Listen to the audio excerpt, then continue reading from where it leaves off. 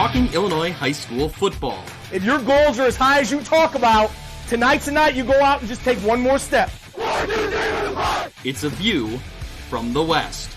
And it starts right now!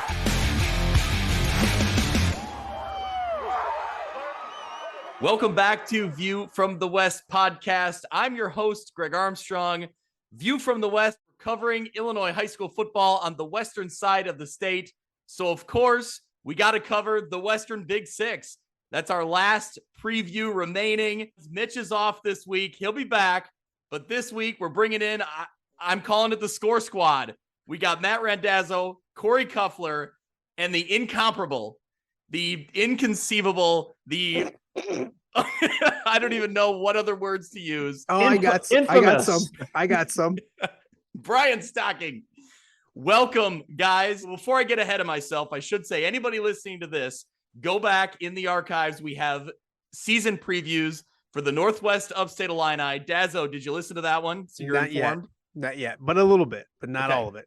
All right. So we got that one out there. The Lincoln Trail Conference, just Did one listen. trail. Yep, did listen. Not all of the trails, just one. Just all the trails. And we got the Three Rivers Athletic Conference. We did preview 8-man along with the NUIC. Stock, have you heard all the episodes so far? Absolutely. Listened every moment. Good. How does Mitch hold up in his stat and reading off numbers and, historical references? Does he hold up to your standard?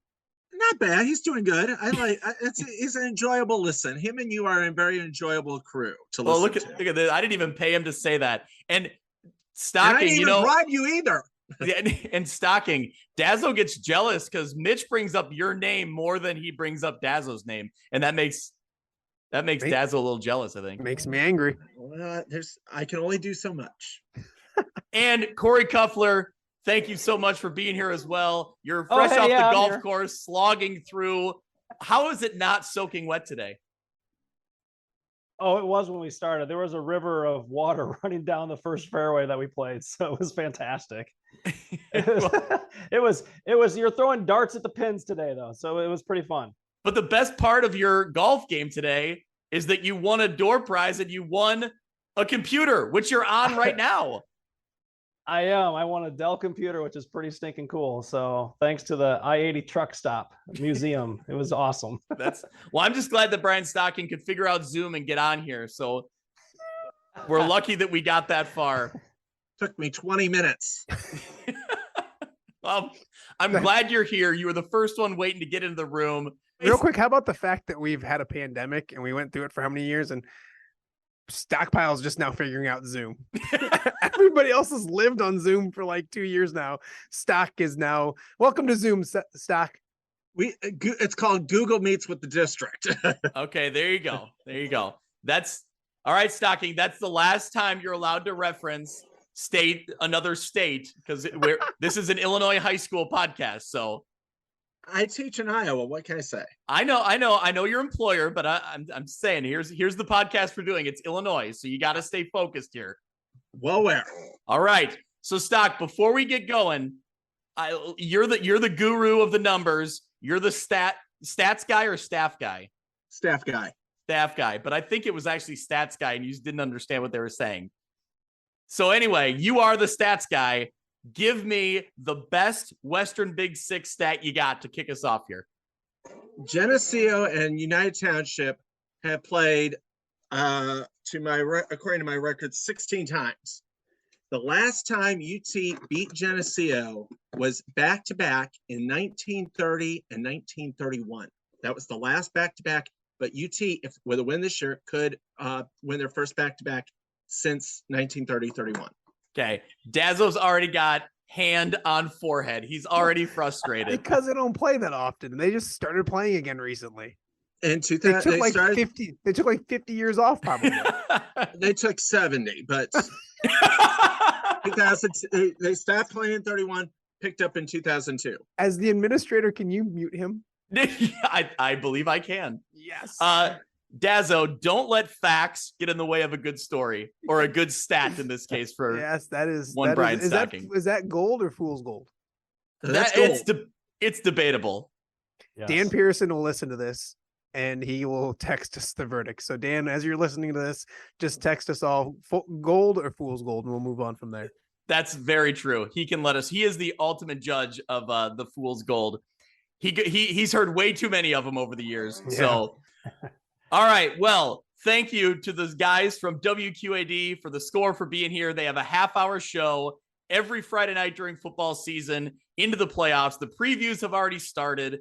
Go to their website, WQAD.com. Check them out. You guys do great work, and I'd like to say the photography is amazing because I'm one of the guys who shoots for you. So, I mean, I can plug myself there too, right? Absolutely. And the stats are amazing, Stocking. The grill is amazing. All right. Matt Randazzo, Corey Kupfer are amazing. Because I just said no. Because I grilled most. Thing is with the grill is like it was like by committee, because I'd start and then I'd forget, and Corey would like nudge me during a highlight, and be like, give me the tongs so I can turn stuff over. So luckily we didn't burn anything down this year. I believe we're going to start guest grillers, so there'll be a different guest griller each week that'll join us to kind of man the grill and maybe add a little bit more to a already busy show. So it should be a lot of fun. Well, guest grillers, and I don't want to leave out, tell us about the newest acquisition for WQAD. She was there for basketball season 2, but this will be her first football season. So give us the rundown on the newest addition, who may be still sitting in the room. Yeah, Camille's over to my right. I told her to be quiet, so which that sounded so mean.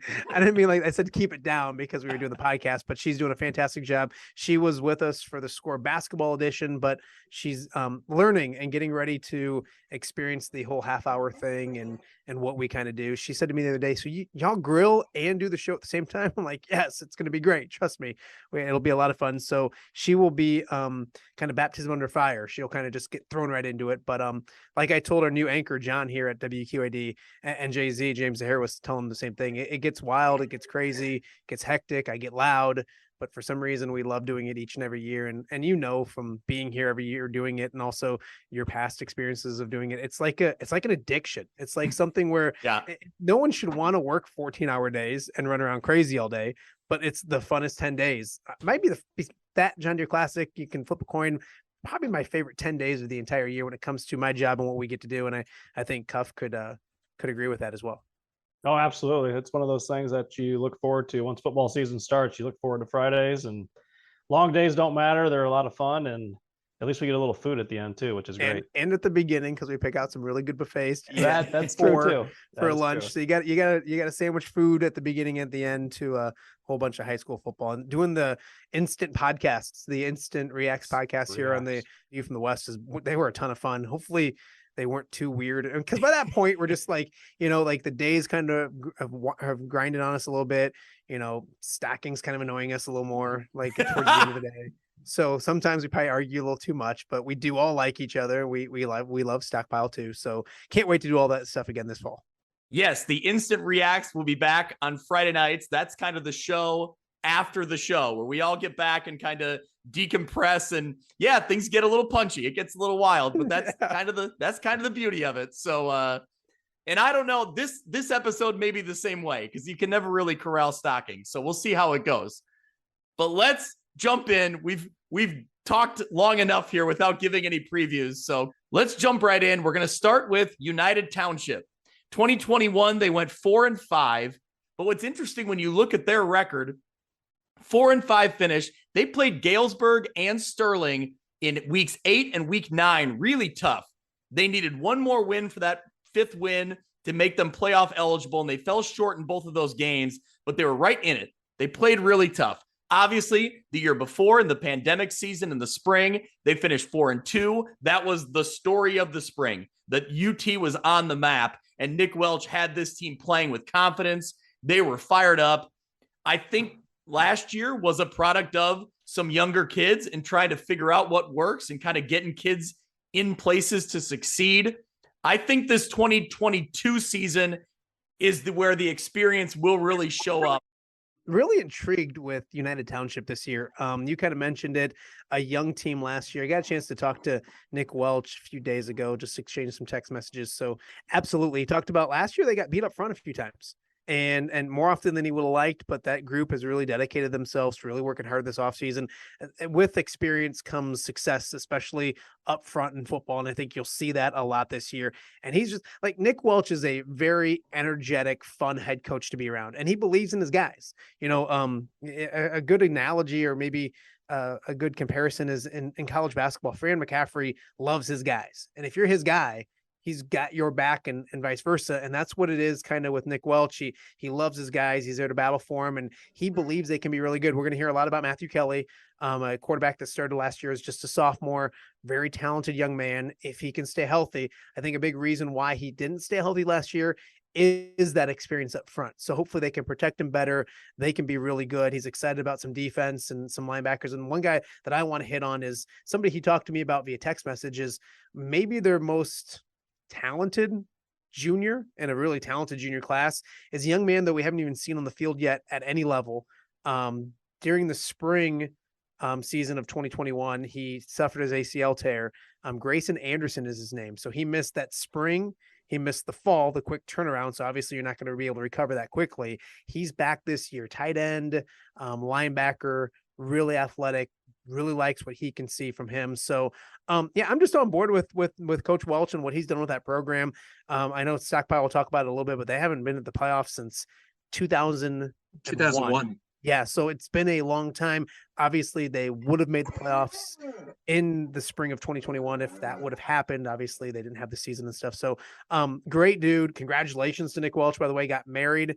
People talk about outkicking your coverage. He's totally outkicking his coverage now with his new wife, Riley. So this is the analysis we're here for. Yeah, exactly. So congratulations to you guys. Have all been told you've outkicked your coverage. So and you agree. So that's the same way with Coach Welch. So excited to see what United Township does. And he's a really good mic'd up, Greg, and he's a really good talkback. Oh, yeah. If you're going to do a talkback with him when we do our live interviews on the score after the games, which you can only see on WQAD, see how I tossed that in there. He budget more time because he's an energetic guy who likes to talk and all that kind of stuff. So very intrigued to see what United Township can do this year. I would love to see them make the playoffs. Yeah, I completely agree. When I talked to Welch, you said, like Matt said, a lot of experience coming back, which is key. They were a young group last year after that 2021 group, I guess it was, that spring year when they lost a ton of seniors. But they have a lot of key experience coming back and some good guys coming back. He mentioned Kelly at quarterback, but he's got a couple of receivers, which should be able to help him. Which then may also open up the run game a little bit more for United Township. So I can see them being not just a one-dimensional team, especially when they had that 2021 year. They had a great running back who just ran over everybody, and that's all they needed. Last year, they were a little bit more diverse. I think they're going to take that next step and be a little bit more diverse this year. Defensively, he talked about they're better than they were last year, again, because it's a maturity thing. These guys have matured a little bit. They're going to be good. 5 linebackers, and he says they can all get after it, which is going to be key for them because in the Western Big Six, you're going to run up against some really good running backs and some good schemes from some of the other teams. So having some key linebackers will be key for them. So I look for them to maybe be that team that maybe not be picked to win the conference, but could have a say in who does win the conference because of some of the players that they have coming back this year. Well, if you look at UT last year, they were 4-3, week 8 against Galesburg. They were down to their third string quarterback due to a litany of things. They were down to their third string quarterback, then lost week 9 to Sterling, missed the playoffs. I think UT's got a very good chance of making the playoffs this year. They start with 2 road games, which is unusual for a Western Big 6 team. Both of their games are on the road, at LP, at Loyola Academy, even though the IHSA doesn't have it on their list. UT has it on theirs that they're at Loyola Academy. The Stocking, so critical of everybody. I'm not critical. I'm just explaining. The game against LP is going to be interesting because LP's quarterback is a kid named Bryce Brudeau, whose dad is the offensive coordinator for LP. So it's not just, hey, we're playing a team that's got a sophomore quarterback. The sophomore quarterback's been doing a lot of work with his dad as the offensive coordinator. So, and first games are always very tough. But I think if UT can get through that, get through Loyola Academy. They'll be 2-0. I think UT's got a very good chance of making the playoffs, and I think they will pull the upset Moline in week 6 at Browning Field. Man, Stock, you are not wasting any time here. Just comes out throwing haymakers. Jeez. Take that, Mike Morrissey. Or as Nick Welch calls them, the school down the street. Yeah, true. So we'll look through some of the names we've already referenced. Matthew Kelly at quarterback. Matthew Swag Kelly, as he's called. We saw it in a newspaper article last year, and I think we've seen it in a few different texts. I think that's the Swag Kelly. We'll go with that. I like it. Corey Randall, I think, could be an X factor for this United Township team. He ran as a kind of wildcat quarterback a year ago in 2-point conversion attempts. I don't know how much they'll need him this year in 2-point conversion attempts. I think they may have a kicker that they can get extra points out of. Last year, they utilized him a lot. But man, if I'm Nick Welch and I have that type of athlete, and he's a former quarterback, and now being a head coach of a football team like this, I really want to see him utilize that wildcat type of scheme and utilize Randall's athleticism. I'm just a sucker for that. I love it, to get creative and see what you can do. But he'll also be an impact player on defense as well. Coach Welch talked about, utilizing his speed and athleticism, that he may end up being the guy who covers top wide receivers on defense. Like he's going to be the guy they rely on to kind of keep things in check. So we'll see, what he can do and the impact he can make on the field. Johnny Manzo, I believe, will be a running back. Is that the name we've heard? Yes. So that's, there. Oscar Perez at wide receiver, Aiden Struble at wide receiver, Grayson Anderson, which we already referenced, some offensive linemen, Dante Jackson, Jake Vandeweely, Aaron Clifford. On the defensive side of the ball, Manzo will be a linebacker as well, and Damian Wright at safety, Damian Wells at safety. So they like we've talked about, they have a lot returning. And Cuff, you kind of teased it a little bit when we start talking about our dark horse teams that we think will finish better than they did last year and maybe somewhere in the mix. I think this United Township team has that potential. So we'll get to that in a little bit. Real quick, you mentioned kickers. Can I just throw a plug out there? There's no reason that any soccer coach should not let a kid kick on Friday nights. There's got to be somebody. Every team should have a kicker. You've got soccer teams at all the Big Six schools. There should always be a kicker. Just my plug for kickers. I would agree with that just in general, that it seems like a Western Big Six school should have enough kids in the school that somebody can kick a football, right? Like Absolutely. With soccer teams there, like, yeah, I would agree with that. Yeah. Most Western Big Six schools do have a lot of students. Most of them do. That's what I'm saying. Except most one. The enrollment is down right now, but we'll talk about them in a little bit. All right. Well, there was a kicker from Rocky that went to Illinois and kicked in the Rose Bowl. Jason Rita. Absolutely. There you go. Well, let's move along to Galesburg. Last year, 2021, they finished 4-5. They went 0-3 to start the season. But you look back and those 3 games were all winnable. Games that either had a lead at halftime or they were right in the game. First year head coach Derek Blackwell last year kind of put a lot of that responsibility on himself in those first 3 games, saying that, maybe we didn't make the right adjustments or we didn't have kids in the right spots. It was interesting. I remember reading an article from the Galesburg Register. Matt Wheaton out there covers, he's their beat reporter, does a great job. I think that, Coach Blackwell, as a first-year head coach, kind of put that on himself a little bit. So what I'm really interested in seeing is, like any first-year head coach, there's that learning curve. So what can you do in year 2? Now you bounce back. I think for Galesburg, though, the story is they lose a lot of talent from last year's team. Last year was a team that I think really had pegged for high hopes, and they did finish strong down the stretch. They fell a little bit short of the playoffs, probably their ultimate goal, but they did play better near the end of the season.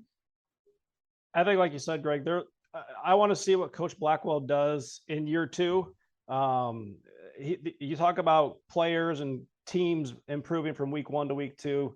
It's the same for coaches. I mean, you get into coaching, you don't realize the extra things you have to do, the paperwork, the in school, out of school, homework, grades, all the things, the little things you have to deal with as a coach. Sometimes you don't realize it. And as a first-year coach, it can be overwhelming. I hope to see that he can handle that better. Most coaches do handle that better.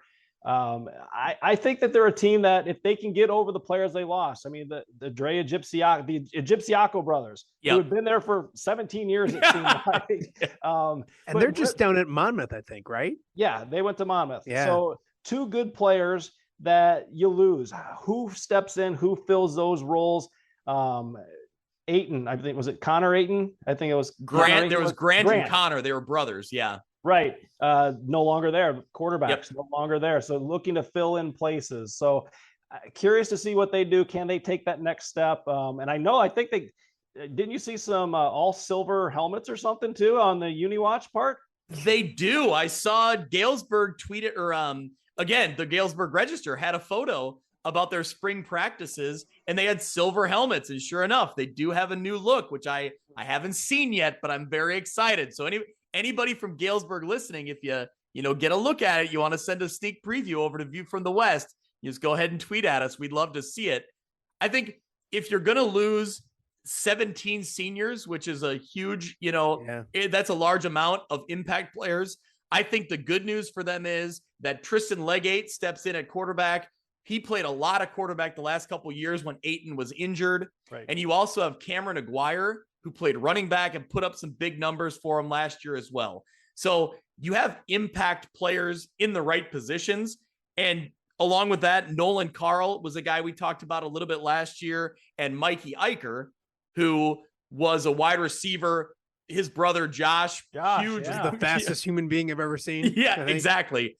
So they have some pieces, but they certainly have some things to fill in too. You don't want to, the main thing for this podcast was like, I don't want to talk as much about last year as we are, because we're previewing forward. But when it comes to Galesburg, and you mentioned the 3 early season losses, didn't they lose to Rock Island in like overtime in a crazy game later in the year? Stockpile saying yes, so that makes me feel better. So like, it was just games like that, and they had pointed towards that season. So I know that doesn't mean that the program's over and they're not going to be good this year and all that kind of stuff. And sometimes your best years are maybe when you least expect it. So, but I know there was frustration with that. Great group of kids. I got to know the Gypsiaco twins a little bit, went down there for like a career day or thing that they were doing a luncheon, and it was just great kids. So they do lose athleticism and talent. They also lose great leadership. So it'll be interesting to see how that's replaced.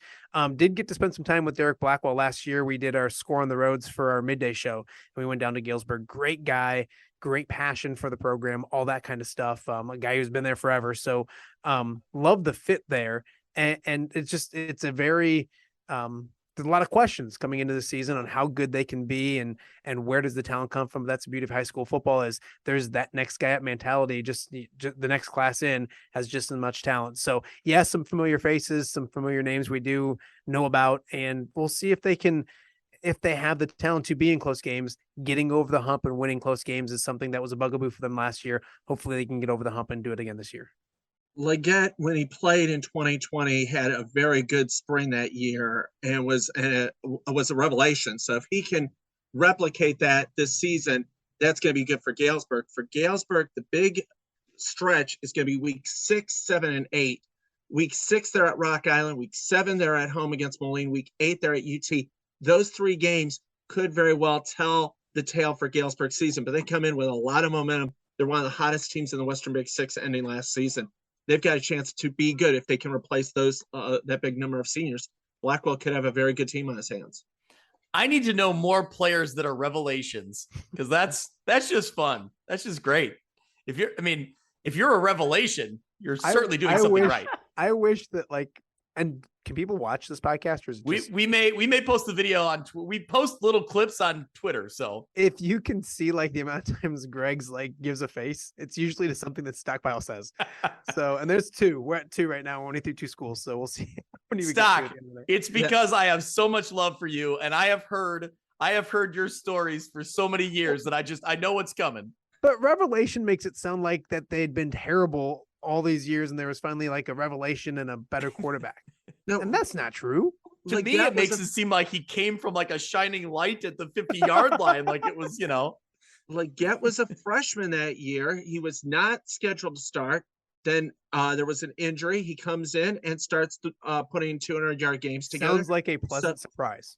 So, well, revelation, pleasant surprise are the same thing. Gotcha. Okay. I prefer Stocking's wording and my imagery to go with it. So I do too. I actually want to see that happen at that awesome field down there. They've done a great job with that stadium and the field and all that kind of stuff, and the field house right there. Great stuff down in Galesburg. For real, one of my favorite places to go watch a game, because there's just energy and buzz in that place. When Galesburg is playing well, that's a fun place to go watch a game. Geneseo last year finished 3-6, but again, another team that you look at and think, man, they were this close to being a playoff contender. They lost a last-second game to United Township early in the season. They went on the road and lost to Quincy by 1 last year. And I think going on the road to Quincy, we always kind of talk about that game. Like that's just an anomaly game. It's a tough one to figure out. And Quincy wasn't bad last year, and they're going to be good this year. So that's not like a bad loss to go to Quincy and lose. Yes, we'll get to them in a minute. They have a lot of talent returning as well. And I think they had talent on the field last year. So head coach Larry Johnson said he hopes that with some experience, they can maybe improve on closing out those games. So I think that's something to look for in Geneseo, is that, again, they were a young team. Can they learn like United Township? Can they learn from, last year and kind of win those close games? And it's fun because, like I said, United Township is that way. Quincy is also that same way. A lot of experience coming back. So what do we see in Geneseo? It's weird that we haven't seen a Geneseo playoff team in a few years. That's jarring. That seemed unheard of 3 years ago, and now here we are. So yeah, Geneseo had 55 straight years or something like that, and now they've missed it 3 years in a row. So like you said, it is a little shocking. Offensively, they got AJ Weller coming back, quarterback, so that's great for them. They have an all-conference honorable mention guy and wide receiver and Jaden Weinzerl coming back. So there's a little connection there between those two. I butchered Jordan's name a lot last year, so I want to apologize to him. It's Jaden, so you butchered it again. Jeez. Well, I am nothing but consistent, mid-season form. But apologies, of course. They do have a lot of guys coming back with varsity experience, which is great because they were a young squad last year. Talking to Larry, said one area that they'd like to see improve is the run game, which is shocking to hear that from Geneseo, because Geneseo, the Green Machine, is known for the run, but the past couple of years they have kind of opened it up a little bit. They're not full throwing it and spread, 5 spread wide and throwing the ball, but they have thrown it quite a bit more in the past couple of years. And I think that diversity is good for them, especially playing in Class 4A, where you're going to see some of those teams come playoff time, if they get there, that do spread it out, do open things up. So they got a lot of returners and a lot of key players coming back. The one kid I want to mention, this one hurts them. It's Nash Clements, defensive back, a current senior. He won't play. He loses his senior year due to injury. So hearts out to him and prayers up to him, because that's got to be tough to lose your senior year because of injury. Yeah, no, it's like Corey said, it wasn't in a couple teams last year. It's like they all kind of hurt each other from making the playoffs, because one would win a close game from this one, but lose a close game to this one in conference play. And that shows how good conference was. And that week 3 game, was it the against United Township? Yes. What was a heck of a football game. I think we did a talk back with Nick Welch after they won that football game and all that kind of stuff. So really good football games in the Western Big Six. And there were young teams last year. I think that's kind of a trend you've seen so far. When you talk about United Township, you talk about Geneseo, which young team can emerge. And we don't want to talk about the flying under the radar teams until the end, but this is another good candidate, a team that has plenty of experience, and Geneseo's done a good job of adapting a little bit. They do mix up a lot. I mean, AJ Weller is a really good quarterback, and they throw the ball way more than they ever used to out in Geneseo. So they do a good job with that. Geneseo, for me, is always about running the football and defense. It had been for so many years. And obviously the running the football thing kind of changed a little bit. Obviously they want to get better at it, but the mix is a good thing to have. It'll be interesting to see what they can do on defense this year, see if they can have one of those really good Geneseo defenses and and offense is fun and gets a lot of highlights, but defense wins championships. So we'll see how good that defense can be with some of the names they do have coming back, some of the healthier players they have coming back. Connor Helke comes back after missing all of 2021. So it'll be interesting to see how they can kind of come together this year. And and I haven't looked at the schedule. I know Stocking has, and he's getting ready to talk. And I know the first 2 games are very winnable games. It's that Western Big Six stretch where can you go, 4-3 in the Western Big Six and get to a 6-3 season, and or however can you win a Western Big Six championship? A lot of really good games in the Western Big Six, and we'll see how Geneseo stacks up against some of the best. Yeah, you look at AJ Weller last year, he had 5 touchdown passes, which I believe this is the school record against Sandwich in week 2. And the UT game was a 1-possession game. The Quincy game, they did some. I think they went and got a 2-point conversion early, and it was one of those wild, who has the points last sort of game. They only lost by that game by a point. But the thing though for Geneseo is while they do have a good quarterback and they do have a couple of skilled guys coming out, they've got to get that line, the trenches on both sides of the ball has some restoration work that they have to do with it, because the final game of last year against Moline outgained them like 340 to 90 something on the ground. Rocky put up 48 points. I mean, the reason they were able to stay close to Moline was I think they forced like 4 turnovers, but the line they've got to get some restoration on both sides of the ball for their line.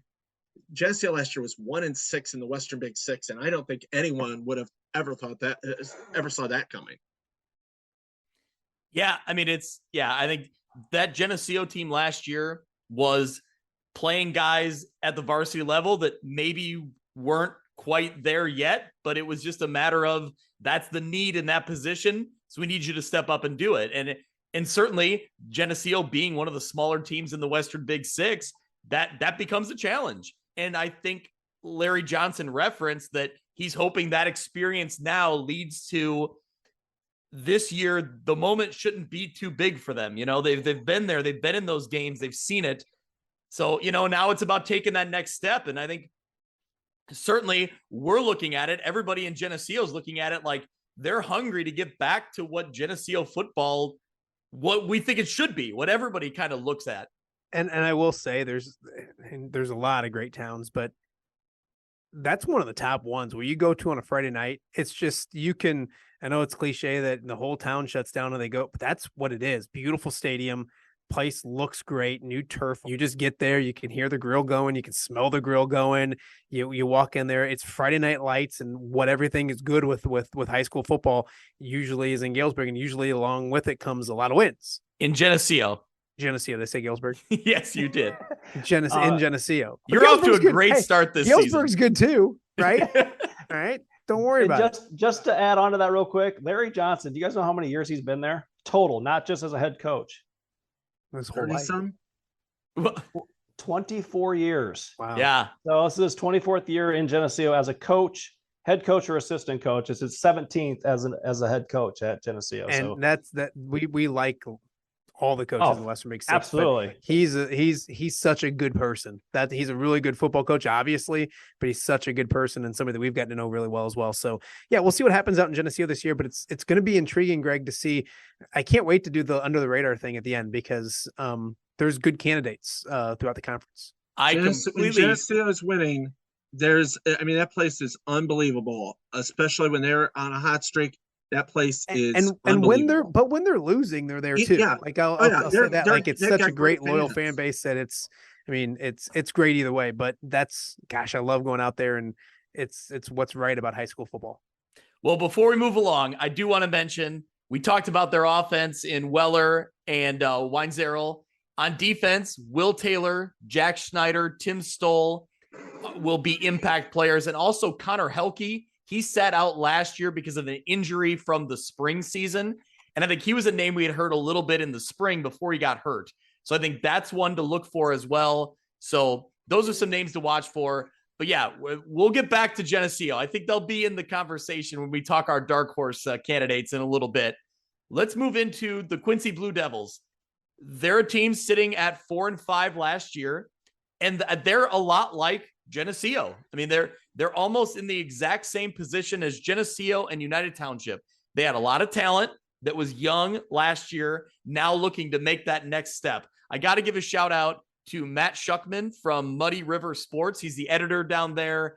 He hooked me up with this information, so I really appreciate it. He does great work. Check out muddyriversports.com. They do really good stuff. All things Quincy, they own it. They're doing great stuff. But he talked about the Blue Devils return a lot of their skill players, and wide receiver Gregory Quince. I know he was a name we all talked about a lot last year. First team All-Western Big Six as a return specialist, second team All-Western Big Six on offense and defense. So does a little bit of everything for them.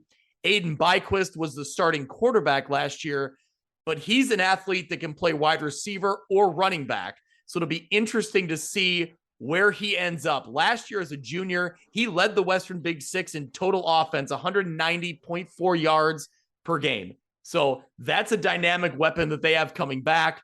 Not to mention, Stocking, you already called it out. A coach's son at quarterback is always something to watch for. They have Braden Little, the son of Quincy's head coach, Rick Little, is a sophomore. He may step in at starting quarterback. He played a little bit of quarterback last year, but this year you may see him doing it more often as he gets older. So, I mean, I haven't even mentioned their defense yet. Junior lineman Chris Flachs, Flachs. I'm not sure how to pronounce that one, but I'm trying. Sure, that sounds good. Flachs. He's going to anchor either way. However you pronounce his name, he's going to anchor the offensive line. They also have senior linebacker Ty Douglas. He was honorable mention All-Western Big Six last year. He's someone that's really on the rise and has that potential to be that difference maker as a linebacker. So, I mean, I just kind of laid it all out. Quincy's another one of those teams that, man, they're a dark horse candidate for sure. Last year in the final game against Rock Island, Byquist had a very good game and kept Quincy in the game.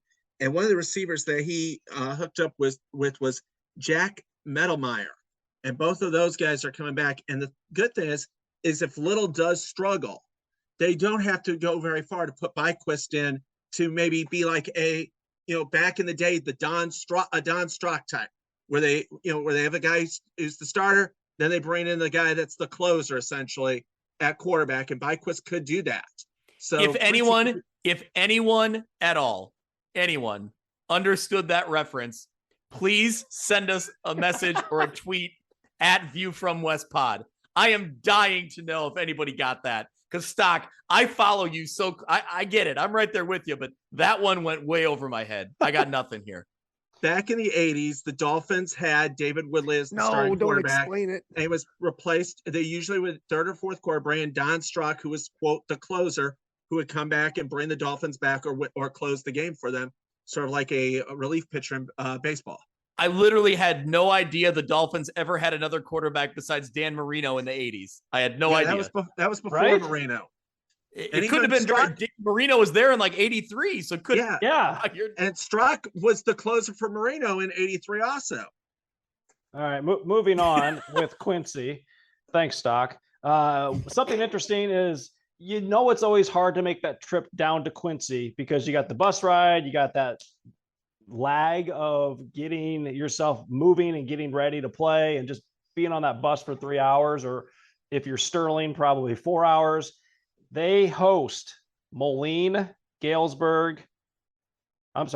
They host United Township, Sterling, and Rock Island this year. So they only have 3 home games in the Big Six. They go to Moline, Galesburg, Geneseo, and Alleman this year are their road games. So they've got 4 on the road. So that home field advantage obviously won't be as big, but they got to win those games that they do have at home, because those are going to be some really big games in the Big Six this year. And for them, just like with any team in the Big Six, and again, I'm just reading some of the things that Matt Shuckman gave us. Line play. If you're going to run the ball, if you're going to do the things that Quincy wants to do, they're a speed team. You've got to have that line play. Well, that's what stood out to me too, was you start naming all the skill positions that they got and a dynamic linebacker that they got. And that becomes the question, is what can you do up front? Because I think some teams we're going to talk about down the road here have that line play, or they should have some powerful force up front. So I think that does become the question. And if you have a sophomore quarterback playing, the more time you can give him, the more comfortable he will get. Absolutely. Absolutely. Well, let's keep moving to one of the teams that I think may have that powerful line. Cuff, let's talk about your Moline Maroons. Well, first of all, let's not call them my Moline Maroons. We are Moliners. I know We're I from went Moline. there. All right. But all right, yeah, they're my Moline Maroons. Who am I kidding? Right? Hey, they lose a lot of players from last year, first of all. First and foremost, Matthew Bailey. Kind of did a lot of everything for them, especially he was the go-to guy offensively. He was a wide receiver, but he did come off the edge and run the ball a little bit from that wide receiver position, played safety for them on defense, and was a big part in what they did last year. I still think if he doesn't go down in that Willowbrook game, they probably win that game and advance on to the third round of the playoffs. They lose a quarterback in Alec Ponder. Those two guys right there, that's a lot of your offense. Gavin Grace graduated a running back. They lose a lot up front as well. Then you talk to Mike Morrissey and he goes, it's okay. We have a lot coming back. He expects the line to be even better than last year, and they got a ton of skill guys coming back. I don't want to name them all, but he's really excited. A lot of times you talk to coaches and they kind of like, well, maybe week 2 or 3, we might find our groove and we might be pretty good by then. Some of the coaches I've already talked to are like, yeah, we might be pretty good from week 1. And he's one that is pretty high on his team right now. Moline doesn't rebuild, they just reload. And when you look at last year, they had almost 3,000 yards of rushing, 424 points. They were a dynamic offense, and on defense, they were just as good. They had 17 quarters where they didn't allow even a point. They didn't allow a 100-yard rusher until the playoffs. Moline is a program that doesn't rebuild. They reload, and they're one of the top teams in the Western Big Six. Yeah, I got to chat with Mike Morrissey last week. We got together to do an interview about the Western Big Six Coaches Banquet, which I'll quickly plug is coming up on August 17th. So it's at the Botanical Center in Rock Island. It's a lot of fun. These guys are really hardworking coaches, but they're really good dudes, and they, for the most part, have good personalities besides Coach Hammer. No, I'm kidding. Ben. You have a good personality. So it's a lot. I MC it, and I like to have fun with them, and they like to have fun with me in my ears, but it's kind of like lazy. Like if you're going to make fun of me about my ears, you're just not really trying. It's kind of low hanging fruit. But do I need to start texting like things they can make fun of you for then? Yeah, absolutely. Just okay. Do some work is all I ask. Yeah. But so go to that. It's at the Botanical Center. It's a great tradition that's not, not a lot of other conferences do. So get down to that. But anyways, I was talking to Mike Morrissey about that, kind of doing a quick interview to plug the banquet. And at first, like Cuff said, he was just, a lot of coaches are like, we might be okay. But you could tell, he's fired up about every team, but there's a lot of excitement on how good this team could be. He mentioned the guys up front. I want to say he said there was 4 3-year guys up front on the offensive line. Like they return a lot offensively up front. I know Grant Sibley will now move to that quarterback role. Will he be able to throw it like Alec Ponder? Alec Ponder was a really good quarterback, especially throwing the football. So probably not as good throwing the football, but just knows how to do everything, knows how to run that offense and run it at a high level. So he's the quarterback. His quote to me was, pound for pound, the toughest kid in our program the last 4 years. So that's saying something. They've had some really tough young men in that program, the toughest kid pound for pound in the last 4 years. That's saying something. And Stockpile, I think, brought up a good point, which you'll never hear me say again, that defense was so overlooked last year. They just didn't allow points. So what they did to Rock Island during the regular season was crazy. What they did to a lot of teams during the regular season was crazy. So 9-2, and as Cuff mentioned, boy, they're probably an injury from their best player, arguably their best player, away from making it into the state quarterfinals. So that's nothing to, that's a really good season. I know they can build on that. They got a lot of young talent coming up that they're really excited about. So yeah, Moline is 9-2, was 9-2 last year. They were your conference champions last year, and to be the best, you got to beat the best. They come in as the team favored, got to be favored to win the conference. We've talked a lot about, what we think they'll do well, the players directly that should have an impact. Riley Fuller, we've already mentioned. Grant Sibley, we've already mentioned. Mason Woods, Christian Rea are some names that Coach Morrissey sent to me. The offensive and defensive lines, which he's talked a lot about and promoted. Carver Banker, Nate Parker, Caleb Singleton, Mark Runkle, and Gennaro Cepeda. So, give some love for the linemen because they don't always get the name recognition on the podcast here. So if he's calling them out, we'll call them out too. So we expect big things from them because they've had the track record. Like Stocking said, they've reloaded the last several years and they have the track record to be a very good football team in the Western Big Six and beyond in the playoffs. That's the thing that you hit the nail on the head. The last sentence. It's not about, for Molina, it feels like it's not about making the playoffs anymore. And it's not about just winning a game. Now that bar has continued to get higher and higher. Now it's about winning playoff games and getting to a quarterfinal, getting to a semifinal, all that kind of stuff. So it'll be interesting to see how far they can go. But we talked about some of these teams, and obviously because of their record last year, can they make the playoffs? For Molina, it's not about making the playoffs. It's about how good they can do in the playoffs. And that's a tough task in 7A, but we'll see what they can do this year. But yeah, it should be a really fun football season and really good team up at Browning Field. Yep. Well, let's head down the road a little ways to the Alleman Pioneers. So we've switched from Kuffler's alma mater to Matt Randazzo's alma mater. Whoa. They're not my... Okay, yeah, they are. Don't act... You got to claim them. Through thick and thin, they're my alma mater. And yeah, absolutely, I'm an Alleman guy. What's the fight song? Because Cuff sings the Moline one, so what's... So I sang the Moline one. Now Cuff's got to sing the Alleman one. Hail to the Pioneers. Okay. That's all I know. There you go. You got it. There we go. Well done, boys. Well, obviously, 0-9 record a year ago. Tough year for the Pioneers. But let's pivot quickly to the positive. Offensive and defensive linemen, the force for the Western Big Six and for the Alleman Pioneers. Charles Jagasaw getting the commit, going to Notre Dame. He has his senior year ahead of him here. What a great story for, an Alleman program that needed a little bit of positive PR, like this is such a good story for what seems like a great kid who's really just put in the work to try to do anything he can to help this program. And he's doing well for himself too. That's obviously a kid to watch. I'll be honest. I don't watch a lot of huddle video of linemen, but man, I watched his tape because I wanted to see what it looked like. And it's fun to watch because he is a force, and he was last year. I expect him to be every bit of that this year.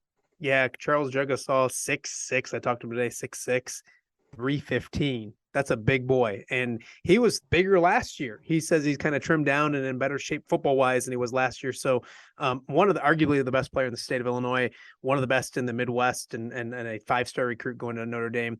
Yeah, as an Alleman guy, everyone knew when Fritz Diodone came in last year as the first-year head coach, it was a program in turmoil and transition, and that's been putting it nicely. The school had a lot of problems last year, and everybody knows it.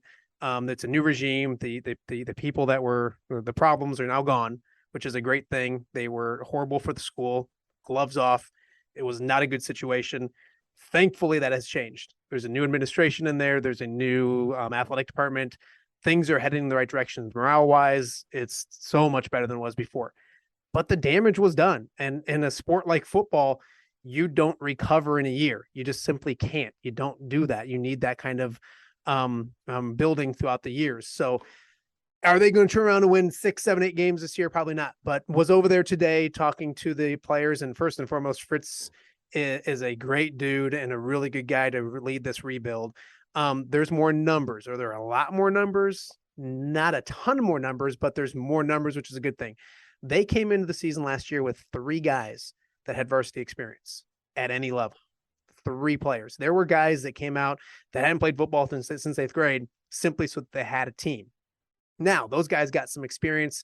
They're a lot better. You can tell they're a lot better. I went to a lot of Alleman games last year, and yes, they had 2 touchdowns all year. They went 0-9. You couldn't tell statistically they were getting better, but if you went to the games, you could see they were getting better. Obviously, playing one of the toughest schedules in the entire state wasn't doing them any favors. So with all that being said, a lot of great momentum at Alleman right now. A lot of do they realize that it's going to be a building process? Absolutely. They're going to be good up front. You talked about Charles Jagasaw, one of the best players in the state.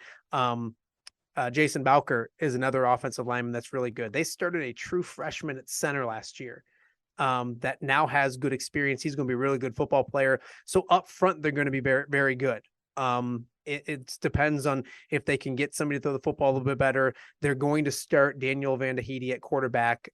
Grew 2 inches, looks a lot better, all that kind of stuff. So there's some pieces in place for them to improve and to get better. It's just going to be a process. If you're expecting the Alleman teams of yesteryear to win, 7-8 games and go to the playoffs and go to the semifinals and all that kind of stuff, probably not going to happen this year, but it's heading back in the right direction, which is nice to see. And I think everyone around the conference, all the coaches will agree with that it's having a viable Alleman high school is better than not having one for the conference and as a whole. So they switched out Assumption. They have Chicago Academy week 1, very winnable game for Alleman. That would be great for them to get off on the right foot and play some more. And the last thing I'll talk to about Alleman is that last year they didn't have a JV schedule. They put all those kids on varsity to have one varsity team. I talked to Fritz today. No decision's been officially made, but they're going to do everything they can to have 2 teams this year, simply for the future of the program.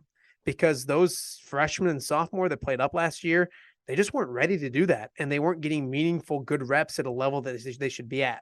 So no decision to be made, but he really, really wants to have freshmen and sophomore playing against freshmen and sophomore for the future for 2-3 years down the road. So they're not getting their butts kicked each year. I mean, we talked about Moline and Rock Island and Sterling, and we'll talk about Sterling and Rock Island, but all of these teams and their experience and the guys they have and stuff. Alleman was running out there true freshmen, like you can redshirt freshmen and sophomores, juniors, and all that kind of stuff. So, so that's my Alleman kind of speech a little bit when it comes to the Pioneers. Got to go over there and talk to them today. It's going to be a process, but things are heading back in the right direction. And no, I didn't pull any punches. The regime that left, good riddance, and it's good to have Alleman heading back in the right direction. If you look, the offensive line for Alleman will have a couple of backs there that they could open the door for. And those 2 running backs are Andrew Torres and Lincoln Dorsey. Both of those guys are going to be their running backs.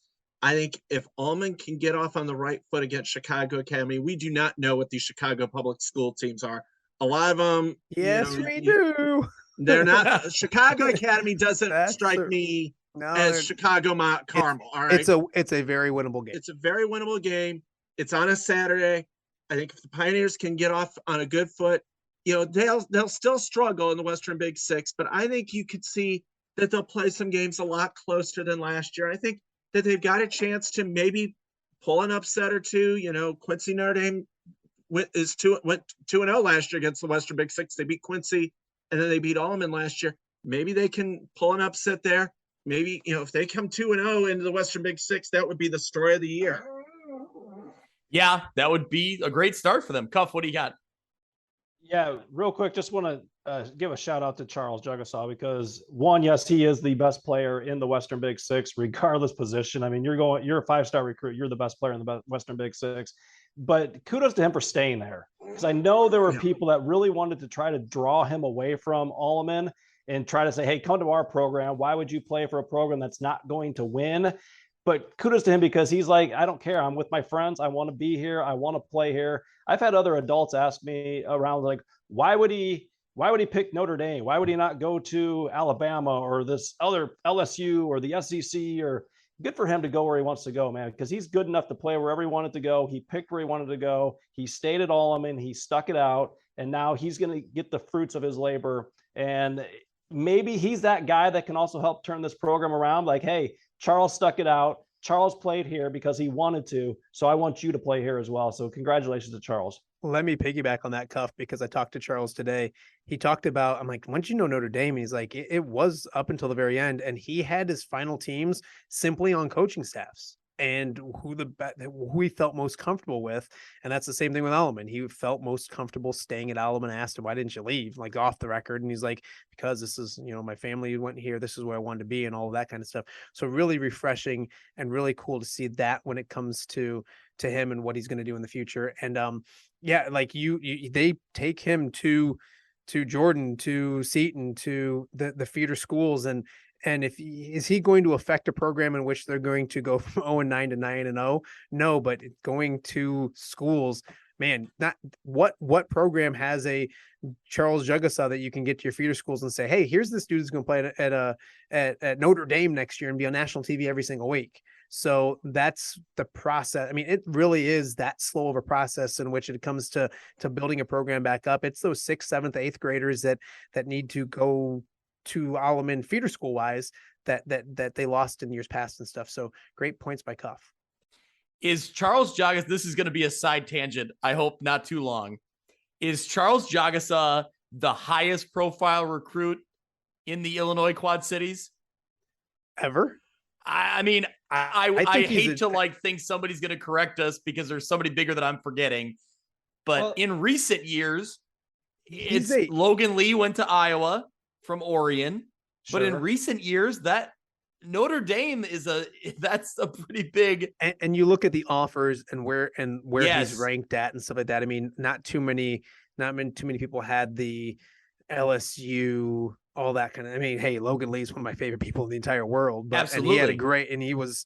But I think, he was highly recruited too. But I mean, absolutely, that's what I'm saying. But yeah, but Jagasaw seemed to set it at a little bar, even a little higher than that, which I don't remember seeing in recent years anyway. I called him a once in a generation talent, and somebody corrected me and said, I can't remember who. Everybody corrects me. It's probably somebody here.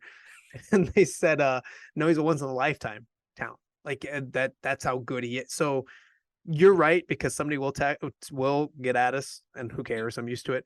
But I think he's the highest ranked and recruited kid that I've ever covered football wise. Cuff. Yeah, I would agree that. And you got to remember way back, if you want to go back, maybe Ron Hallstrom, maybe Alonzo Wise, Brad Hopkins. Yeah, but even Alonzo Wise was Wisconsin and Iowa, which isn't bad schools. Don't get me wrong. No, but yeah, but I'm saying lineman wise, even Hallstrom or even Brad Hopkins, who both played in the NFL and are from the Big Six, but they didn't have the stars back then. They didn't say, oh, he's a 5-star recruit, he's a 4-star recruit. They didn't have that back then. So yes, I would say Charles is by far the biggest 5-star recruit, or the biggest recruit that we've had. Because I don't even think Logan Lee, as much as he was recruited, wasn't a 5-star recruit. I think he was only 3.5, maybe 4-star. Yeah, so, and it's different with all the publications, all that kind of stuff. I think, the only one I could think of is Alonzo Wise, and that was 20 plus years ago. And I know he didn't have the stars like they do now, but I think there's probably the biggest I can remember, but Charles outranks them all. Yeah. Yeah. And I think for the Alonzo Wise, I'm not 100% remembering his exact story, but I feel like he ended up in a great spot and ended up going and making a name for himself. But I don't think he was quite as well publicized in high school in the recruiting, craziness, that's amplified over the years too. So it's hard to judge era to era, but yeah, anyway, it's a fun topic to discuss. Very fun topic. Absolutely. No, you're right. Well, speaking of Rock Island, let's pivot to the Rock Island Rocks. 2021, they finished 6-3 in the regular season. For Rock Island fans, and maybe for Ben Hammer specifically, I'll just simply say they lost a tough game at home in the first round of the playoffs. Now, no, you're not. No, don't need to let them off the hook. They gave up 185 points or whatever.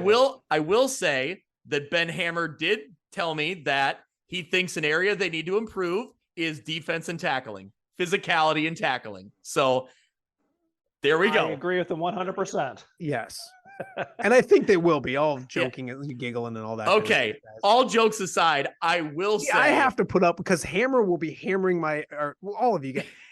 He's not going to be happy. That's all I'm going to say. But they will get better defensively. Go ahead, Greg. No, I was going to say, on the positive side, they return Quintarion Brooks. He had over 300 yards and 6 touchdowns in that game alone. In that game against Springfield. He was awesome. Yeah. Greg, and all you guys know, Stock doesn't, because he doesn't leave the office, but going to a game, I was there for like a quarter and a half, like not even a whole 2 quarters, and I had 7 touchdowns. Like that's gold in our business, and to be able to come into a stadium and to leave and to have that many points and all that kind of stuff. And it was punch, counter punch, punch, counter punch, a really fun high school football game. Obviously the final score wasn't fun for Rock Island, but and Quintarion Brooks that's the sad part about it, maybe, because more people will kind of focus on like the host of the show that led off with the how many points they gave up first instead of the fact that they had a really good running back. But yeah, that was more people will look at that than what Quintarion Brooks did. He was special that day. Yeah, I think the defense does have to improve for Rock Island to take that next step. You look at last year, Rock Island gave up 56 points or more 3 times last year. They gave up 63 to Moline, which was tied for the most in a Western Big Six game. They gave 94 to Springfield, even though they scored 72 in that game. Their defense has got to improve for them to take that next step. Plus, they've got to replace a lot of skill players. They got Eli Reese at quarterback, Kai Ross, their superstar tight end. Rios. Rios. I'm sorry.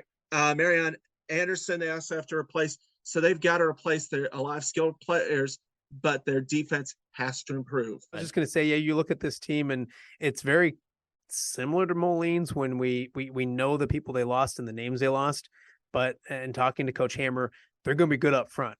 And that's kind of with Moline. They're going to be good up front. And we don't, as media, as podcasts and stuff, really give enough love to those offensive linemen, but they're going to go as far as that offensive line and those running backs can take them. You know, Quintarion Brooks is back.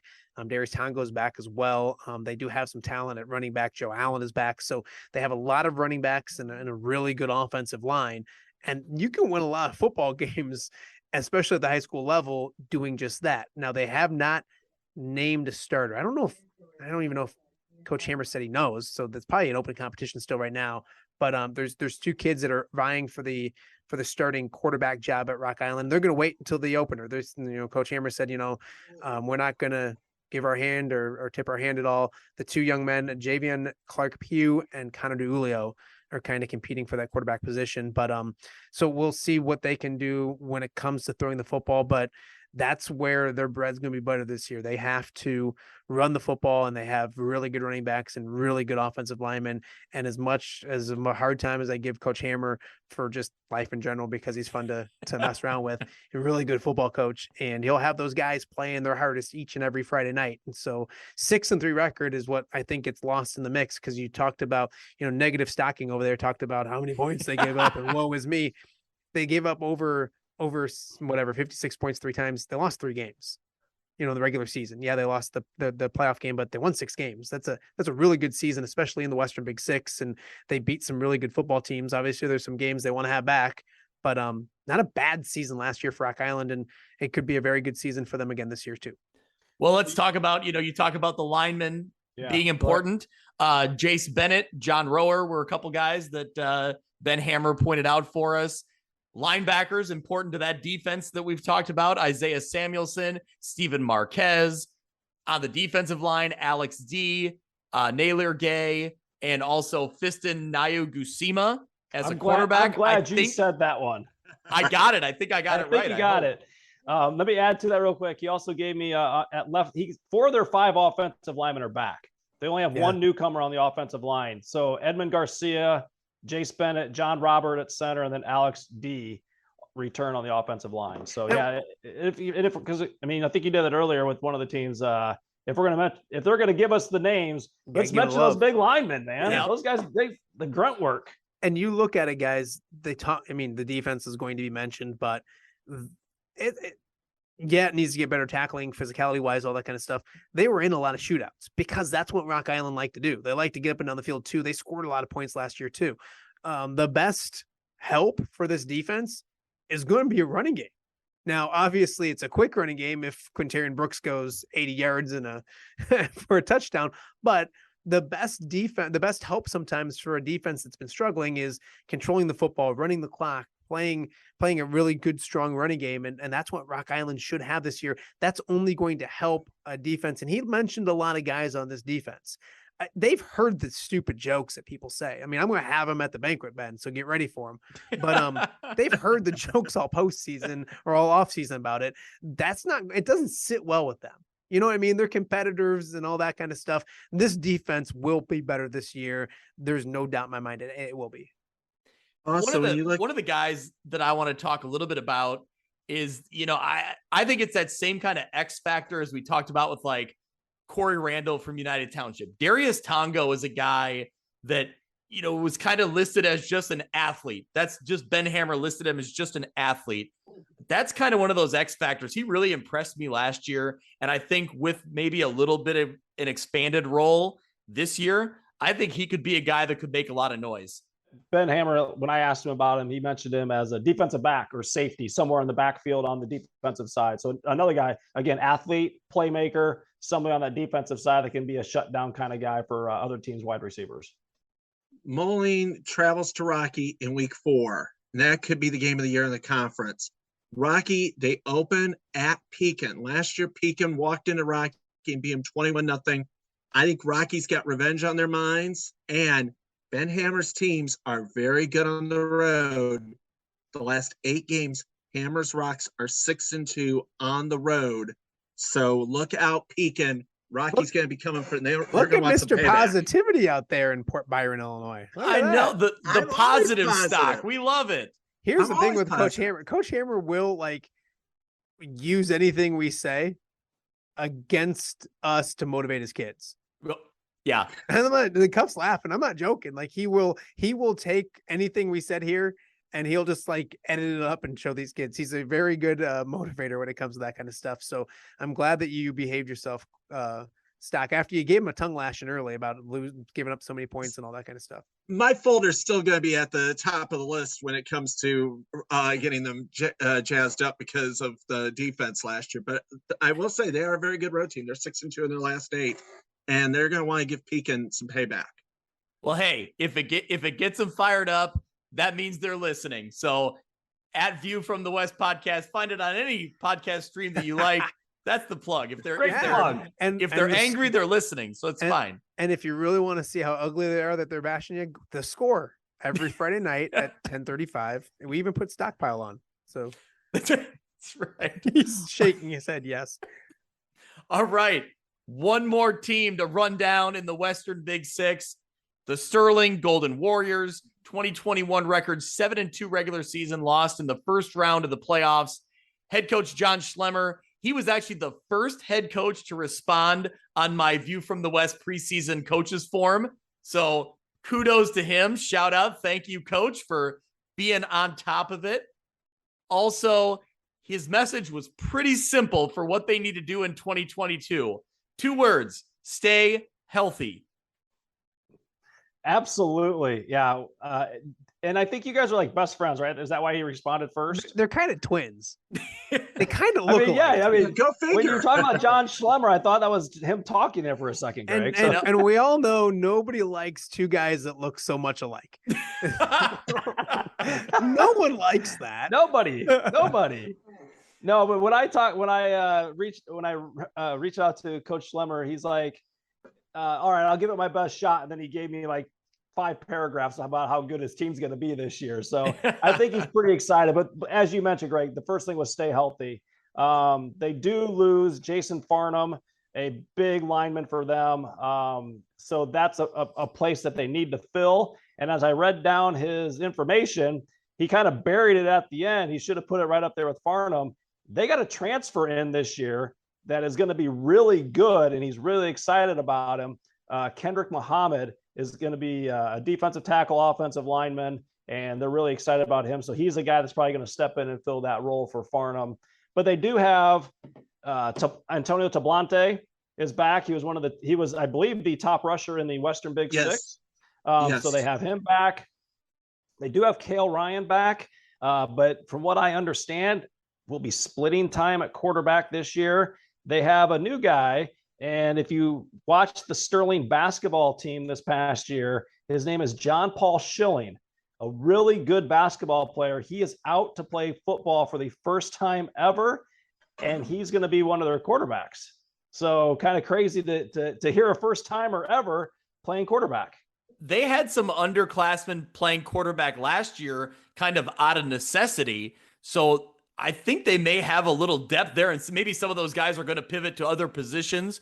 But Sterling, the last, 3 or 4 years, has run kind of a 2 quarterback system, and they do it pretty effectively. Yeah. They manage to get their athletes in space and manage to, use the playbook effectively when, a certain guy is in. So that's interesting to watch. They're going to continue that route. Yeah, last year they were down to like their third or fourth string quarterback when they got to the playoffs due to injury. I mean, they were one of the most snake bitten teams, and they still were able to have a very good season. The Western Big Six, I think they were 6-1, maybe. Second in the Big Six. Their only Yep. loss was to Moline, and there's no shame in that. I mean, they really were a patchwork team, and then you can only put duct tape on so many places before the boat sinks, and that's what happened to them in the playoffs. I mean, they just were out of players with injuries, and I think that I think Schlemmer will have if they can have some modicum of health, they could have a very, very good season. Do you think people fix boats with duct tape? Well, when you're in the middle of the ocean, you go with what you have. Right. What is And obviously they what have is duct the tape. proper amount of duct tape to save a ship? Not if you have too much, you're going to be at the bottoms. Okay, You're well, going there to you be go. at the bottom of Poseidon Sea. One other thing to mention for Sterling is we know how good their defense has been over the years. They lose their defensive coordinator this past offseason. Mike LeMay goes to just down the street to his alma mater, Sterling Newman, to be the head coach. So congratulations to him. Expect big things out of him and Sterling Newman. But he was a big piece and a big cog of that defense, being the defensive coordinator for 10 years or whatever it's been. He also ran their off-season weight training program as well. So that's another hole to fill, but it also gives another coach an opportunity to step in and show what he can do defensively to be that defensive coordinator. Also, if I'm not mistaken, was he not the placeholder for Coach Schlemmer in the field goal competition? He just lost his whole man. We need more duct tape to fix that too. Oh geez. Run on duct tape. On the defensive side of the ball, well, we talked about Cale Ryan and his impact potentially on the offense as a dynamic athlete and a weapon. He'll also be a linebacker along with Christian Beasley will be on the defensive line as an impact player. So a couple guys to mention there, but I think this Sterling team will have the depth, but ultimately maybe you want to make sure you're not utilizing that depth as much. Does that make sense? Like you might have that depth, but man, Sure. I don't think Sterling wants to test the waters. I think they'd rather roll with the guys that they like up front, the number ones. They're big enough. They have enough numbers that if they can play people one way instead of playing two-way players, they'll probably try to do that. I'm guessing with Coach Schlemmer. He likes to leave his offensive guys alone and give them that chance to have a breather and not have to play both ways. It's like those small schools, like in Alleman, for instance. I mean, you lose one, you're losing two technically, and that's what killed them last year. So if they can avoid that type of injury and that type of player playing both ways, that's something he's going to do. What's their schedule like? I know Stackpile probably has it memorized by. They open at home against Lakes, who they beat 31-9 last year. And then they travel to Wheaton St. Francis. Last year they played Montini and lost 27-20. Yeah. No, they usually do a great job of testing themselves early on. And we mentioned with Moline, it's not with Sterling. It doesn't become, if they're going to make the playoffs, it's especially for them, how far they can get. And if they can get over that hump of how far, and what were they, state semifinals a couple times in that run that they had? Back-to-back years. Yeah. Yeah. So like 3 or 4 years ago. And that's high, lofty expectations. But when you look at Sterling, you look at their schedule and you look what they can do. That's a playoff team. It's a Big Six contender when it comes to who's going to win this thing. And we'll get to that, I know, in a second. So I don't want to put cart ahead of horse, but two different thought processes when it comes to answering that question. So I can't wait to get to that, but I won't get carried away, Greg. All right. Well, I think it's time to get carried away. So we've run through everybody in the Western Big Six. We've gone through all 8 teams in the Big Six. Don't do the math. It doesn't make any sense anyway. So we'll start with the dark horse team. Now, for a candidate for the dark horse team simply means they'll be better than last year. They're going to be improved. They're going to be improved record in theory by 2 or 3 games, we'd think. So we'll start with a dark horse. Who is going to win some games this year? Who's going to turn some things around? Who do you want to go first? Dazzo, you paid for lunch. Yeah, I love it. The second best meal I've ever bought for Greg Armstrong. That's it. Alleman will be better just as a team, and they'll win a game. I think they're going to win week 1. Maybe, as Stockpile said, shock the world a couple other times. I think Stock has them going 7-2. He doesn't, but I do think there's a lot of teams that will be better. I think Geneseo will have a better record than they did last year. But you guys alluded to it. Coach Welch and what's going on at United Township, and they had a really good thing going during that spring year, and you kind of felt like it was already happening again at the beginning of last year, and youth kind of just got caught up with them and some health injuries some injuries with their quarterback. I think that's a really good football team, and I think that's a team that's a playoff team this year, and I think they can win a playoff game. So my under the radar team, while Geneseo and Alleman I think are both going to be better, I think UT. Now, also, I do want to preference all of this by the other coaches will use this against us. Cuff, you do know that. I'm okay with doing these kind of things, but that's fine. We will have this used against us in the court of law. So, well, that's why you basically named half of the Big Six in your answer. I said two. I just said two. Said two. Okay. No, I said two others besides UT. Okay. So I just don't think those teams are going to be there. All right. So UT is my final answer. UT. Corey Kuffler. Lock it in. All right, so I'm going to go. I do agree that UT is going to be better. I think UT makes the playoffs this year, but that would only give them a 5-4 record or 6-3 record. So I'm going to say Geneseo is my dark horse team.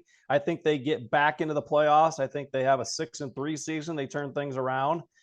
So they would be my dark horse team just because they had those young guys that played last year that have got that year of experience. They're a little bit better. And I think Larry Johnson will have them ready to get back into the playoffs this year. All right, Stock. My dark horse is United Township. I think they get to the playoffs and possibly win a playoff game for the first time in a long time. All right. How long? Do you have that note? Just give me a second here. While he's looking that up, I hate to say it, but I think, and I wouldn't make this my team because they're not in my viewing area, but I think Quincy's going to be much improved as well. Quincy is my team. They're my dark horse team. I think.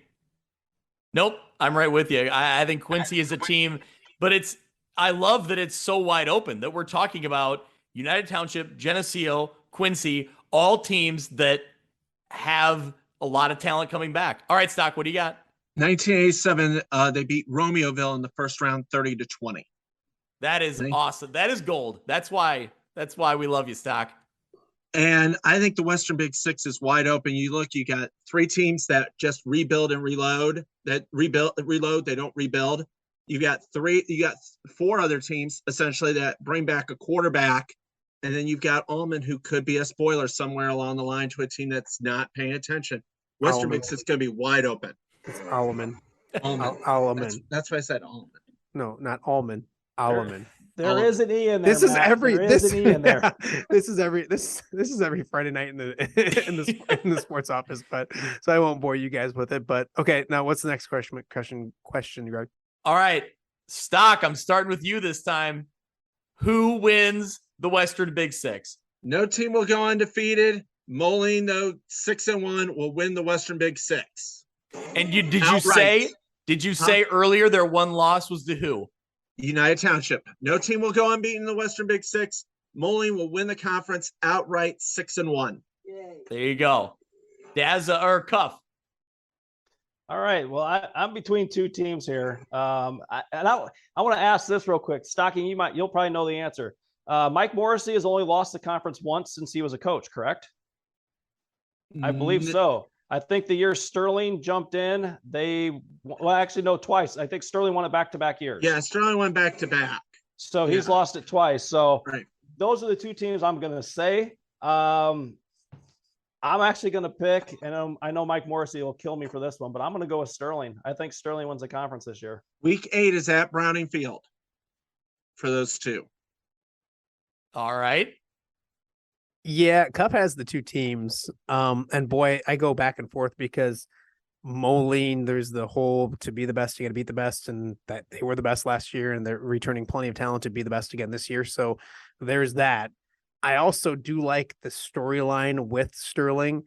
If they can stay healthy as a team, they may have won it last year if they could have stayed healthy and they got a chip on their shoulders. And they're almost, I know Cuff picked them, but they almost feel like they're flying under the radar a little bit. And so that's a cool story, and I can see them winning it. So I'm going to go with, just to keep things different, although Stock did do Moline, I'm going to do Moline simply because that week 8 game at Browning Field. is maybe a little home field advantage and all that kind of stuff. So I will go with Moline. Alleman finishes third. I'm just kidding.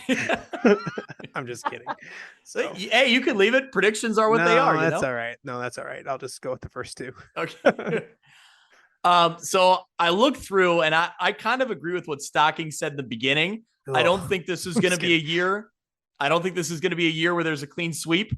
I don't think you're going to have somebody run the table. And I think it might even get kind of ugly with potentially 2 losses, still wins the conference.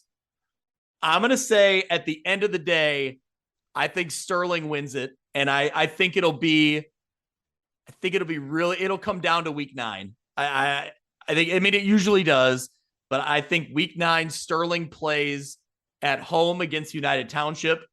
I think that game potentially will have a lot on the line.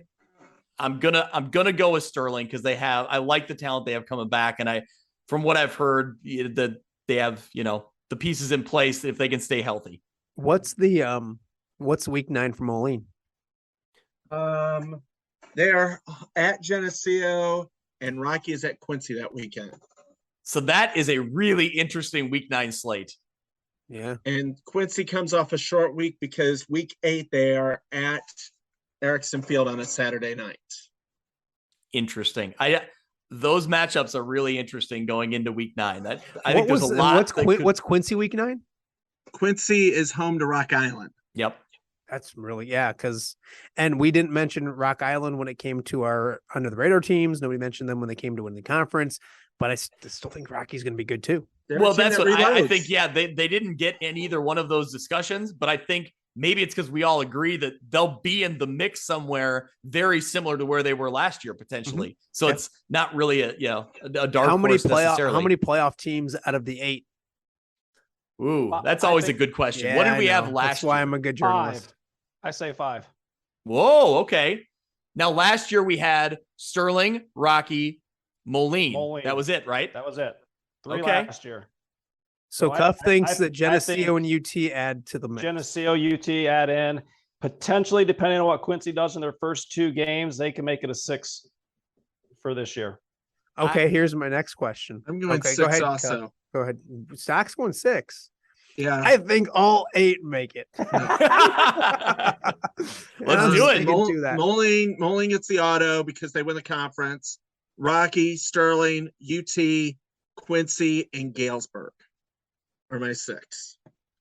That would be remarkable for the whole conference. That's great. I mean, that would be great for us. It gives us plenty to talk about. Yeah, and who says he's Mr. Pessimistic? I'll go 5. I'm not going to tell you which 5, but I'll go 5. I think 5 is a good number. Next question would be, how many playoff games does the conference win? Ooh, man, last year was 1, and that was out of the 3 that made it. Only one won a playoff game. Other years, teams have made good runs. Rockies made good runs in the past. Alleman's won a lot of playoff games in the past. Geneseo has as well. I don't think Alleman's in at 3A if that's where they would be this year. Does a Geneseo get in 4A or 5A? Is Sterling there in 6A making noise? Usually they win. Usually they make a good run. I'll go 4. I'm going to say 4 as well. Okay. Because I think could be some team making a good run and another team getting another 2 playoff teams potentially getting that win. Maybe 5, but yeah. I'm going to say 5. Okay. I think Rocky, Sterling, UT win a playoff game. I think Moline gets the quarters. Wow. When Sterling doesn't do anything? Oh, you said Sterling. They win a playoff game. Sterling and Rocky and UT win 1 game. Moline wins 2. And I think Quincy and Galesburg play good games, but they just don't, depending on the draw, obviously. But I think they don't move on. Yeah. Which team has the most postseason success? Which team will have the most? Well, we know from you. We just heard yours. It's Moline. Right. Is that you two? I agree with Moline. I think Sterling. I'm not answering any of these. I haven't got a chance to. Moline and Sterling probably both. But it's funny because you think about that. You think sometimes the best team, if it is Moline in 7A, probably has a tougher road than if a Geneseo makes it in 5A, 4A. Would they be 5? Well, that was kind of my reason to pick Moline was because I think that potentially that 5A draw that Sterling gets is always tough. They get a tough draw. 5A is hard to win. I'm just saying the best team doesn't equate to the best postseason run because correct. classes are different. Like Alleman, I mean, I think some of the years that they did win the West, I don't know if they won the Western Big Six when they made their semifinal runs. I don't think Probably so. didn't.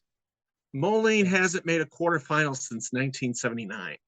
No, it's been a while. No, absolutely. And last year, like Cuff said, was probably a Matthew Bailey injury away from making it, and they probably should have still won the game even when he got hurt. So, but yeah, they have holes to fill and all that kind of stuff. Boy, can we just play some games? All right. Last question. Favorite uniform in the Western Big Six? Dazzo cannot say Alleman. Cuff cannot say Moline. Stock, I'll let you start. I'm gonna go. I'm traditional Geneseo. Okay. Yep. I'm because I gotta torn. think. Well, this is tough because Galesburg could really blow things out of the water. Galesburg could really catch me off guard. So I'm excited to see what they bring to the table with this silver. Do you remember helmet. when Galesburg had the gold? Wasn't it a few years ago they had the all gold on a Saturday? It was neon, like a neon wasn't it? color. Like neon? Yeah. Neon, something. Yes, I do. That There's was a potential Rocky there. game. You shot it. It was a Rocky game. Yeah. I'm torn between. I love Quincy's white helmet with the blue Q, but I'll go with Moline. They've always been my favorite the last few years. I love the white helmet with the maroon M. And I don't have an alma mater, so I can pick whoever I want. So I'm picking Moline. Cuff, you can't pick Moline. You do have an alma mater. It's just not the Western Big Six. He did It's graduate high like school. I didn't go to high school. Yeah. I know that some of the coaches sometimes probably think you're a big enough idiot that you didn't finish high school, but you actually did. Yeah, I'm gonna go with Galesburg. I like the silver and black. I like the lightning bolt on the helmets. I like that. I want to see what they bring out this year. I don't know what it's gonna. I'm excited. You can tell. I'll go with the Cuff's right. I'll go with I like that color scheme. I like that kind of look. So I'll go Galesburg. But UT's been pretty good the last couple of years. They've upgraded some things. They've done a few things. I mean, their stadium looks better. The vibe around that program has been good since Nick Welch took over. So, but I'll go Galesburg. Overall, in general, I think the Western Big Six always has a good look. Like there's no team that I'm always like, ugh. Like every team has a good look and feel to it. So anyway, thank you. We need a uniform talk to wrap this up. So, all right, Dazzo, give your plug about the Western Big Six coaches banquet. And should I do like not live, but a podcast from the banquet, like record like what's going on? Yes, you should. I haven't figured out my jokes yet, but okay. I'm working on them. Please run them by me first to make sure they're like safe to say in public. There was a few last year that I'm glad I didn't say. Thank you for steering me away. Because it is for fun, but like roasts can be mean and people can be canceled. And so I want to stay away from those areas. But yes, the Western Big Six Coaches Banquet, August 17th, 6:00. The doors open up at the Botanical Center in Rock Island. 6:30 is dinner. Bridges Catering. It's always really good. Program will start around 7:15. There's door prizes to give away. Come on out and enjoy the night. I mean, it's a lot of fun. You will laugh. These coaches do a good job. They're getting better at getting a little surly with each other, which is good. The coaches banquet for the boys basketball is just awesome, but this is really good as well too. So get out there, support local high school sports. I know that we're in a day and age where we can listen to this podcast and get the information we need, or we can go to Twitter and social media or the Score and all that kind of stuff. But it's these programs, these events that make our area so special. So take the time. You can't get tickets in advance. You got to get them at the door when you go to the Botanical Center. It's well worth it. And yeah, we have some fun. We'll make fun of each other. We'll make fun of, Mike Morrissey wasn't there last year. So we got like 2 years worth of jokes to get Mike with. So it should be a ton of fun. It always is. Come out, enjoy it. Please sponsor or support it, because it's a very, very good program that runs every year. And honestly, if it doesn't get the support from the community, nobody wants to just sit in a room and listen to me. So get on out there and enjoy it.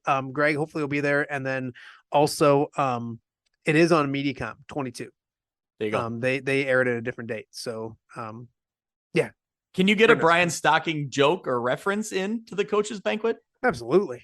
Okay, Absolutely. good. We'll work In on fact, that. you and Corey can both submit jokes. I'll come up with one, and then we'll just do all three.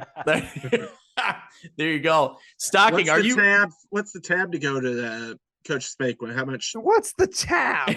I don't know, but whatever it is, just find it in your wallet and go. Put it on the WQAD account. Just walk in and say, put it on Dazo's tab. What's too much? No, I'm just asking for someone who might be wanting to go. That's a good question. I don't know off the top of my head, but if it's too much, let me know and I'll pay it for you. Stock. Not you, Yes. Stock, but others. To quote the old Monday Night Football, are you ready for some football? Absolutely. I love this type of season. I'm getting ready for it. I mean, this is the best type of the season. You know, we've got great athletes in both sides of the river, and a lot of great games are on tap. There's a river. There's another side. Yes, there are two sides of the river, and That other podcast is the one that Brian's going to start called View from the East. So we'll get that one up and rolling over in Iowa. As people that cover both sides of the river, we are excited with the Iowa side, but we're not going to dwell on that on Greg's podcast. Well, don't say dwell. It makes it sound so bad. Stocking, how many notebooks, note cards, book bags, briefcases are you bringing along to start the score? right here is my list of note cards. That's got to be 200 note cards. I didn't count. How many notebooks with all the historical stats? I got three or four notebooks. Okay. The sweater that you wear week one I don't will wear a sweater week one. the clothes that you wear week one will originate from what year? Over under 1991. Well, it's gonna be what I got for my birthday, which was June 1st. So, usually which the was first couple June weeks 1st, I everybody. break out my birthday year. If you didn't notice that, guys, June 1st is Stockpile's birthday, so put it on your calendars. Dazzo, you just gave me the best idea of all time. Are you gonna Stocking, tell are him? you ready for the Stockpile Uniview every Friday night? I'm taking a picture of what Stocking's wearing in the booth, controlling the show. People might get sick seeing that. This is the best idea we've come up with Brilliant. in a long time. Fantastic. Brilliant. Fantastic. What was there one year when Celia was still here? She's like, Stockpile, that looks like it's something you got from the 90s. And you're like, I got it in 1989. Or something like, I'm close older than she was. Yes. It's not a. All right, Always Stocking's good ready. We're all ready. You can tune in. You can watch The Score on WQAD every Friday night, starting at, is it 10:30 or 10:35? 10:30. 10:35. Who said 10:30? Shut up, Stockpile. I didn't say a word. Oh, I thought you said 10:30. I'm sorry. 10:35. Brecca. It's a Okay. full half hour of all the best highlights, the coaches' interviews at the end of games, the mic'd up segments before games. It's all the best of our local area covering high school football. I'll be there, guys. If you welcome me in, I'll keep shooting. Oh yeah, and there will be a Absolutely. week. There will be a week where we're going to need you to pinch hit and be a host with us, that you did a couple times last year. I think a couple times. I'll do my best Corey Cuffler impression. Is that Yeah. That's right. Big shoes to fill. Big shoe. Big, as they say, big earmuffs to fill. big ears to fill? I can say that because I have big ears, but I mean, mine aren't like too small. Well, that's for the ear podcast. I guess we'll save that. That's a weird podcast, though. I don't know about that one, but no, that's a bad idea. all right. The ear. Well, thank you to everybody for listening. Go back, check out all of our season previews. Me and Mitch will be back next week. We'll be talking week one. We'll be talking matchups for the high school football season. Of course, tune in to The Score on Friday nights. Listen to the Instant Reacts podcasts that come out pretty late Friday nights. It's usually after I get home and edit. It gets to be an all-night event, but they'll be there waiting for you on Saturday morning. Me and Mitch will be in every week to give the recaps and the looks ahead. Podcast coming out on Tuesdays. We put our previews out on Mondays through the off season. We'll be doing Tuesday mornings will be our new episodes. So thank you to everyone for listening. Thank you to the Score Squad. We will see everybody. We'll talk to everybody, and high school football is just around the corner. So we'll see you soon. That'll do it for this week's episode of View from the West. Thank you so much for listening.